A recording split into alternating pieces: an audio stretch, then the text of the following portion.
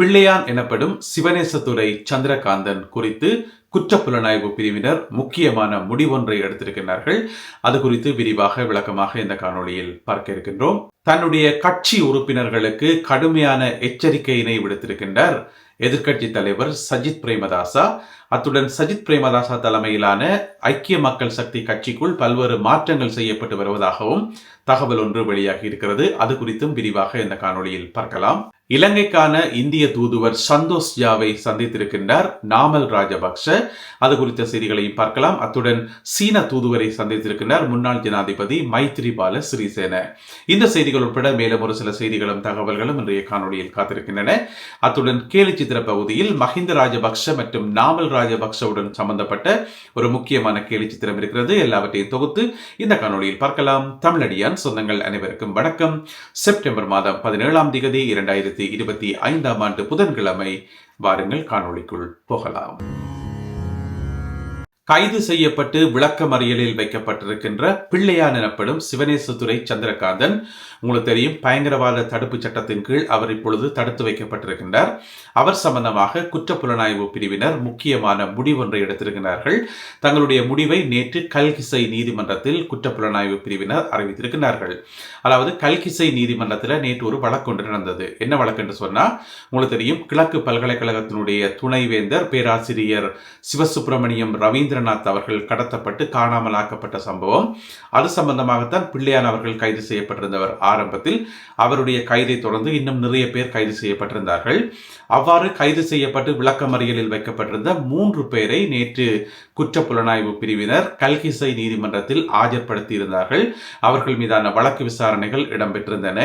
இந்த விசாரணைகளின் போது அந்த 3 பேருமே தங்களுக்கும் இந்த கடத்தலுக்கும் எந்த விதமான சம்பந்தமும் இல்லை, தாங்கள் பேராசிரியரை கடத்தவும் இல்லை, கொலை செய்யவும் இல்லை என முற்றுமுழுதாக மறுத்திருந்தார்கள். இந்த சந்தர்ப்பத்தில் பாத்தீங்கன்னு சொன்னா, பேராசிரியர் அவர்கள் கடத்தப்பட்டு காணாமல் ஆக்கப்பட்ட இந்த சம்பவத்தில் பிள்ளையானினுடைய பெயரை தாங்கள் சேர்த்துக் கொள்வதாக நேற்று முதல் முறையாக குற்றப்புலனாய்வு பிரிவினர் அறிவித்திருக்கிறார்கள் நீதிமன்றத்தில். இந்த செய்தி சிலவள உங்களை ஆச்சரியப்படுத்தலாம்.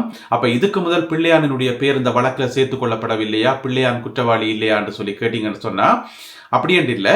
அதாவது இந்த பேராசிரியர் அவர்கள் கடத்தப்பட்ட சம்பவம் தொடர்பாக சந்தேகத்தின் அடிப்படையில் தான் பிள்ளையான் அவர்கள் கைது செய்யப்பட்டு இவ்வளவு காலமும் விசாரிக்கப்பட்டு வந்தவர். இப்ப எடுத்தெடுப்பிலேயே குற்றவாளி என்று யாருமே சொல்ல மாட்டினோம். முதல்ல சந்தேகத்தின் அடிப்படையில் கைது செய்து விசாரிச்சு ஒரு முறையாத்தான் அறிவிப்பினோம், இவர் குற்றவாளியா இல்லையா என்ன என்று சொல்லி. இப்ப பாத்தீங்கன்னு சொன்னா, பேராசிரியர் அவர்களுடைய இந்த வழக்குல இப்பதான் முதல் முறையாக பிள்ளையானினுடைய பெயரை தாங்கள் சேர்த்துக் கொள்வதாக குற்றப்புலனாய்வு பிரிவினர் அறிவித்திருக்கிறார்கள். இனி மேலதிக விசாரணைகள் இடம்பெற்று பிள்ளையான் அவர்கள் குற்றவாளியா இல்லையா என்பதை நீதிமன்றம் முடிவெடுக்கும். எனவே இதுதான் இந்த ப்ரொசீஜர்ஸ். முதல்ல சந்தேகத்தின் அடிப்படையில் கைது செய்வினம், பிறகு விசாரணைகள் நடக்கும், பிறகு பெயரை சேர்த்துக்கொண்டு மேலதிக விசாரணைகள் நடக்கும், இறுதி முடிவு நீதிமன்றம் எடுக்கும். எனவே நேற்று முதல் முறையாக பிள்ளையானினுடைய பெயர் இந்த வழக்கிலே சேர்த்துக் கொள்ளப்பட்டிருக்கிறது. இனி அவருக்கு எதிரான விசாரணைகள் தீவிரமாக இடம்பெறும் என்று சொல்லி எதிர்பார்க்கப்படுகிறது. அதே நேரம் நேற்று கல்கிசை நீதிமன்றத்தில் முற்படுத்தப்பட்ட 3 நபர்களும் ஆறு பார்த்தீங்கன்னு சொன்னா, இவர்கள் மட்டக்களப்பு வாழைச்சேனை பகுதியை சேர்ந்தவர்கள். அவர்களுடைய பேர் விவரங்கள், ஒருவருடைய பேர் நடராசா நகுலேந்திரன், அவரை சிம்பு என்று சொல்றதாம். அதே போல இன்னொருவர் கதிர்காம தம்பி ஜெயசீலன், அவரை ஜேந்தன் என்று சொல்றதாம். அதே போல 3வது நபர் யார் என்று பாத்தீங்கன்னு சொன்னா, நிமல் தேவசுகன் என்று சொல்லி அவரை ஜெயகாந்தன் என்று சொல்லி சொல்றதாம். ஆகிய 3 பேரும் தான் நேற்று கல்கிசை நீதிமன்றத்தில் முற்படுத்தப்பட்டார்கள். இவர்கள் தங்களுடைய குற்றங்களை அல்லது தங்களுக்கும் இதுக்கும் எந்த சம்பந்தமும் இல்லை என மறுத்திருக்கிறார்கள். அதே வழியில் பிள்ளையானினுடைய பெயர் இந்த வழக்கிலே இப்பொழுது சேர்க்கப்பட்டுள்ளது. தெற்கு அதிவேக நெடுஞ்சாலையில் நேற்று விடிகாலை பொழுதில் விபத்தொன்று ஏற்பட்டிருந்தது. அதாவது ஒரு வாகனத்தில் 8 பேர் பயணம் செய்திருக்கிறார்கள். 8 பேருடன் பயணம் செய்த அந்த வாகனம் எதிரே வந்த கூலர் வாகனத்தில் மோதி விபத்துக்குள்ளானதில் அதில் பயணம் செய்த ஒரு பெண் சம்பவ இடத்திலேயே உயிரிழந்திருக்கின்றார். அதே வழியில் ஏனைய 7 பேரும் படுகாயமடைந்து மருத்துவமனைகளில் அனுமதிக்கப்பட்டிருக்கிறார்கள். இதிலே கொல்லப்பட்ட பெண்ணுக்கு 32 வயது என சொல்லப்படுகிறது. அவர் ஒரு கேக் வியாபாரம் செய்து வந்த ஒரு சுய தொழில் முயற்சியாளர் என்று சொல்லப்படுகிறது. இந்த வருஷம் டிசம்பர் மாதம் அவாக்கு திருமணம் நடக்க இருந்ததாம். இந்த சந்தர்ப்பத்தில் விபத்தில் அவ உயிரிழந்திருக்கிறார். அந்த பெண்ணினுடைய வருங்கால கணவர் தான் அந்த வாகனத்தை ஓடிக்கொண்டு போயிருக்கிறார். வாகனத்தை ஓடிக்கொண்டு போய்க்குள்ள விடிகாலை நேரத்தில் அவருக்கு நித்திரை தூக்கமாக இருந்ததால் இந்த விபத்து ஏற்பட்டதாக முதல் கட்ட விசாரணைகளில் தெரிய வந்திருப்பதாக போலீசார் தெரிவித்திருக்கிறார்கள்.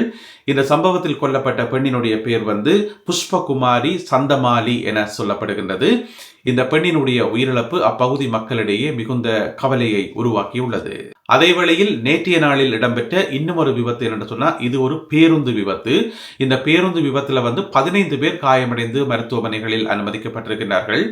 அதாவது ஒரு தனியார் நிறுவனம் ஒன்றினுடைய ஊழியர்களை ஏற்றிச் சென்ற பேருந்து விபத்துக்குள்ளானதில் இவர்கள் படுகாயமடைந்து மருத்துவமனைகளில் அனுமதிக்கப்பட்டிருக்கிறார்கள்.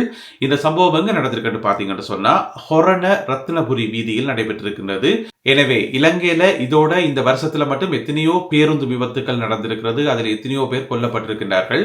அரசாங்கமும் தன்னுடைய பங்குக்கு நிறைய நடவடிக்கைகளை எடுத்துக்கொண்டு வருகிறது. நிறைய அறிவுறுத்தல்கள் வழங்கப்படுகின்றன. இருந்த போதிலும் கூட இந்த பேருந்து விபத்துக்களை கட்டுப்படுத்த முடியவில்லை என்பது துயரமான செய்தியாகும். சஜித் பிரேமதாசா தலைமையிலான ஐக்கிய மக்கள் சக்தி கட்சிக்குள் அதிரடியான பல மாற்றங்கள் இடம்பெற்று வருவதாக சொல்லப்படுகின்றது. சஜித் பிரேமதாசா அவர்கள் கட்சி உறுப்பினர்களுக்கு கடுமையான எச்சரிக்கை விடுத்திருக்கின்றாராம். அதாவது அண்மை காலமாக சில பல முக்கியமான உறுப்பினர்கள் பொது வெளியில் ஊடகங்களில் அல்லது மக்கள் மத்தியில் கூட்டங்களில் உரையாற்றுகின்ற போது இந்த கட்சியினுடைய தலைமை பற்றியும் கட்சியினுடைய தலைமையினுடைய நடவடிக்கைகள் சம்பந்தமாகவும் கட்சிக்குள் இருக்கக்கூடிய ஏனைய விஷயங்களையும் பகிரங்கமாக பேசிக்கொண்டு வருகின்றார்கள். நாங்கள் கூட நிறைய செய்திகளை கேள்விப்பட்டிருக்கிறோம், கட்சிக்குள் அப்படியாம் இப்படியாம் என்று சொல்லி. ஆனால் அது சம்பந்தமாக எதிர்க்கட்சி தலைவர் சஜித் பிரேமதாசா இப்ப கடுமையான எச்சரிக்கை விடுத்திருக்கிறார்.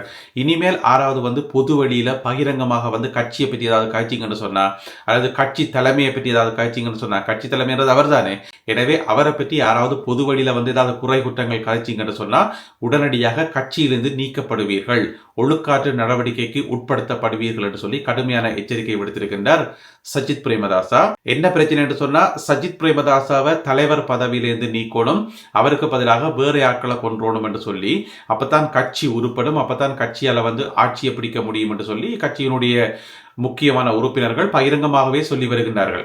அதாவது சுருக்கமா சொல்ல போனா சஜித் பிரேமதாசா அவர்களுக்கு எதிராக ஒரு மறைமுகமான ஒரு அணி ஒன்று கட்சிக்குள்ள உருவாகி இருக்குது. எனவே அதை உணர்ந்து கொண்ட சஜித் பிரேமதாசா இப்ப கடும் எச்சரிக்கை விடுத்திருக்கிறார். இனிமேலும் யாரும் பொது வழியில வாயை திறக்கக்கூடாது, என்னை பற்றி எல்லாம் கதைக்கக்கூடாது, காய்ச்சிங்கன்னு சொன்னா கட்சியை விட்டு தூக்கிடுவேன் என்று சொல்லி, அது மட்டும் இல்லாமல் இந்த ஐக்கிய மக்கள் சக்தி கட்சி எந்தெந்த இடங்கள்ல பலவீனமாக இருக்குதோ அந்தந்த பகுதிகளுடைய அமைப்பாளர்கள் வேகமாக மாற்றப்பட்டு கொண்டு வருகின்றார்களாம்.